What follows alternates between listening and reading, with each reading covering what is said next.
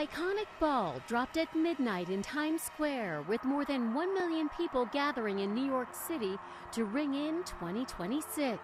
The most watched celebration of the night, amid enhanced security with law enforcement using artificial intelligence surveillance of the crowd. Minutes later, a surprise second celebration in honor of America's 250th birthday.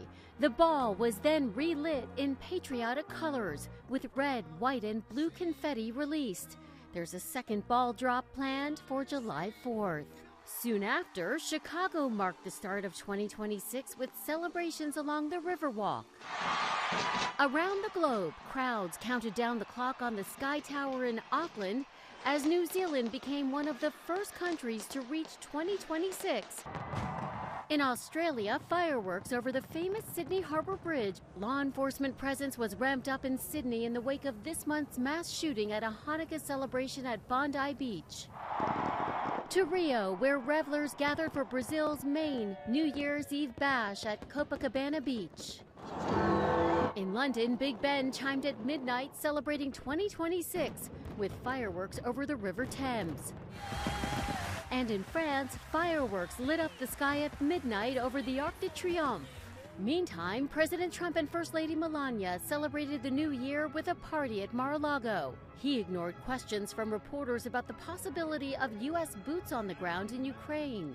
The only question Trump did answer, what his New Year's resolution was. Here in New York City, this was one of the coldest ball drops in recent years at 30 degrees, with the winds making it feel colder and a real feel temp of 20 degrees. Allison Cossack, ABC News, New York.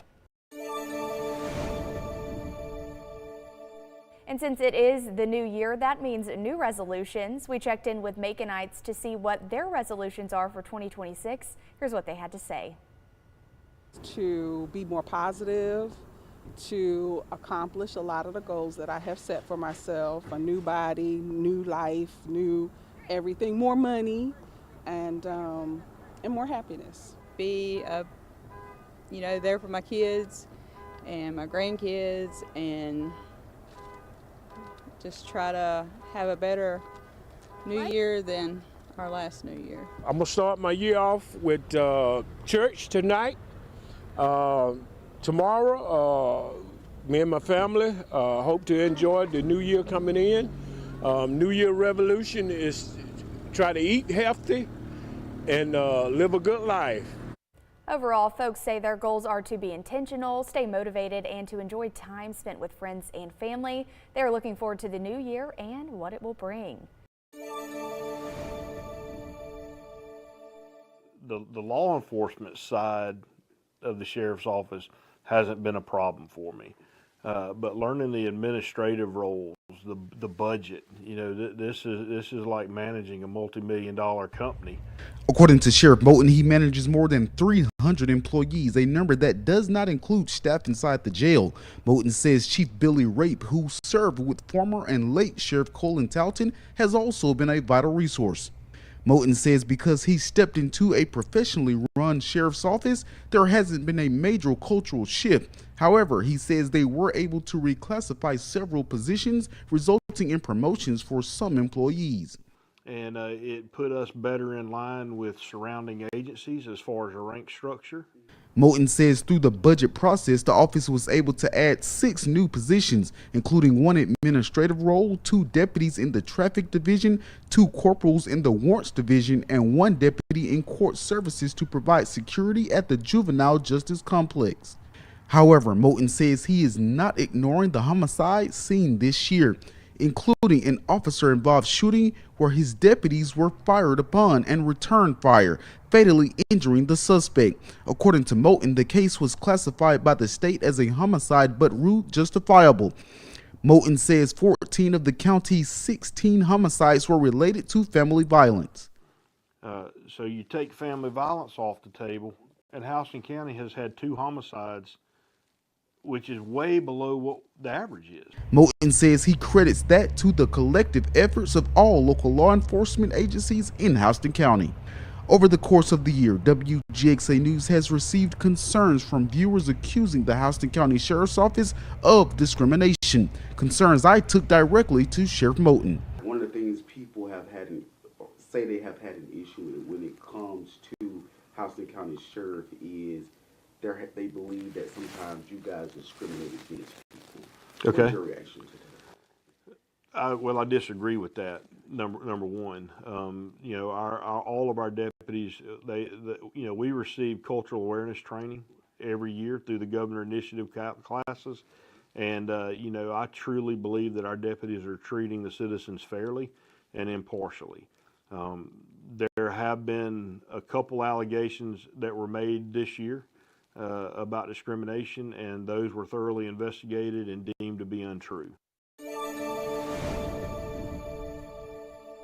Law enforcement was out and about last night to deter people from impaired driving.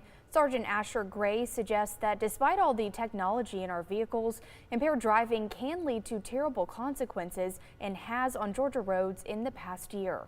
As well as the 15 fatalities we had during the Christmas period, the state of Georgia, we're at about 1,300 for the year. 60% of those were not wearing their seatbelt. And we just need to stress that. Why are people still not wearing their seatbelts? You know, here we are 2026 and we're having fatality crashes, 1,300 of them this year. 60% were not wearing their seatbelts, and that's just totally unacceptable. And speaking of technology, Sergeant Asher reminds everyone that with the availability of services like Uber and Lyft, there's no reason for anyone to drive after they've been drinking. 5 duck hunters are facing charges in Macon County for violating multiple state hunting regulations. The Georgia Department of Natural Resources said officials found the group of duck hunters while they were hunting near a Macon County pond. After investigating, the DNR said the group had nearly 20 concealed ducks, and the hunters were all charged with hunting over bait, over the limit of ducks, and failure to allow inspection. DNR policy says that duck hunters cannot bag more than six ducks during a hunt, and specific breeds of duck have a smaller limit as well. Well, good Thursday, everybody, and Happy New Year to you all as we start our brand new year. It's looking great across middle Georgia. We'll see plenty of sunshine out there today, so a beautiful day in store. And look at the temperatures going up to the low to mid 60s. Now, the average high this time of year, 59. Yesterday we hit 55, so we will be warmer than yesterday, and we'll also be back a little bit above average. Now tomorrow morning we'll kick it off with mostly cloudy skies. We'll see our temperatures tomorrow morning upper 30s to near 40 degrees. During the day tomorrow we'll see mostly cloudy skies. I think the rain will hold off at least until very late in the day. And then tomorrow night into Saturday, it looks like that's when we'll see another chance of scattered showers moving across middle Georgia. And Saturday, we could even pick up a thunderstorm or two as well. One or two of those storms could be on the strong side. We'll keep you updated on that. And our temperatures will be up into the 60s tomorrow and again on Saturday. The good news is as we get into Sunday, all of that begins to move out. So we dry out Sunday through next week. Again, our next rain chance will be mostly tomorrow night into Saturday. And let's go ahead and take a look at the potential rainfall amounts that we could receive here in middle Georgia over the next 3 days. And again, this is primarily tomorrow night into Saturday. We could see about a ½ inch for some of us here in middle Georgia, and we do need the rain as we are still pretty much in a drought situation here across our area. Temperatures is going to be the big story the next several days. The average high this time of year, 59, but look at that starting today, low to mid 60s. Tomorrow, mid 60s. Look at Saturday, we could hit the upper 60s. Even into next week, we're in the 60s. By mid to late next week, we could be flirting with 70 and even going into the lower 70s. So no more cold air, at least in the next foreseeable future. Looks like temperatures will continue to run above average. So for today, we're going to see low to mid 60s out there, lots of sunshine, a beautiful day here in store. And then tonight dropping down to the upper 30s to near 40 degrees, partly to mostly cloudy. And there's our 10-day forecast showing cloudy skies tomorrow, mid 60s. And again, tomorrow night and Saturday is our next chance of rain and possibly a thunderstorm or two around on Saturday.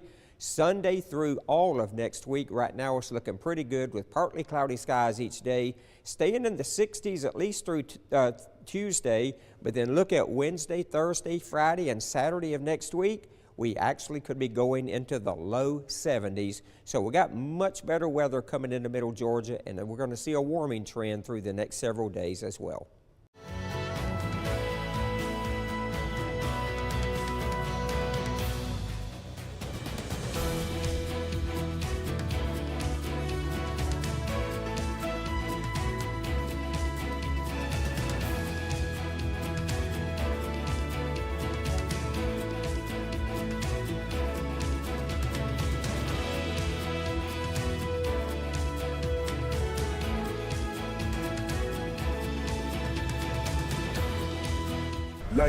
Urban Meyer built college football dynasties. Football's a way of life. Mark Ingram II ran his way to a Heisman. I'm gonna do the rest of the show with this thing. Rob Stone calls it like he sees it.